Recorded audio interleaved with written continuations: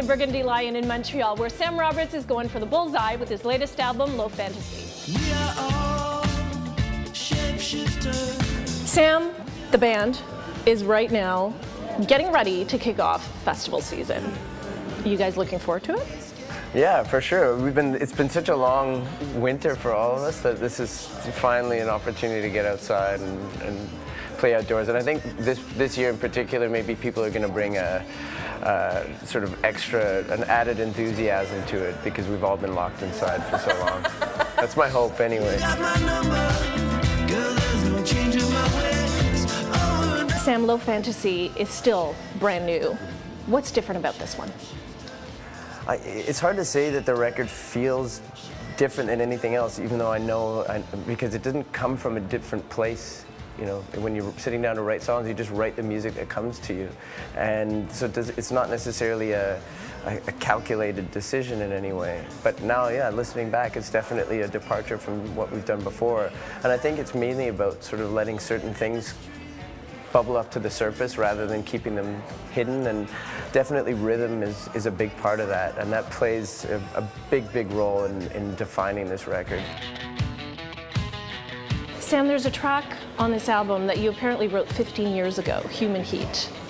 Well, I wrote the riff for the song 15 years. It's one of those things, there are all kinds of, nagging ideas that stick around forever, and it's like a disembodied head. It has no, it's just there, it just floats around, and You brought it to life now. Finally, and it frustrates you because they keep coming back, and you're wondering if they're ever going to belong to a song, or if a song will ever belong to it, and finally sort of found the song that riff was meant to be a part of. That riff that you obviously came to 15 years ago, and the lyrics that you put to in 2014, everything seemed to fit. Well, I think the riff determined what the song was about. The riff is frantic. That was my original working title for the song, was Frantic, because the riff was just sort of relentless and repetitive and very fast, and sort of trying to find the imagery that went along with that was the challenge, and it sort of had to look no further than the city streets and the pace at which life moves, and trying to capture that in some way.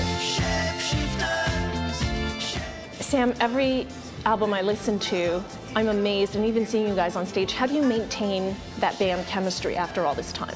I think that's one of the secrets to not just having a long career, but actually enjoying it while it's happening, is to keep your band as close-knit as you possibly can. And that, obviously we take this very seriously, and this is a big part of who we are in our lives, but at the same time you have to sometimes see the lighter side of it and take stock of the good things that happen along the way.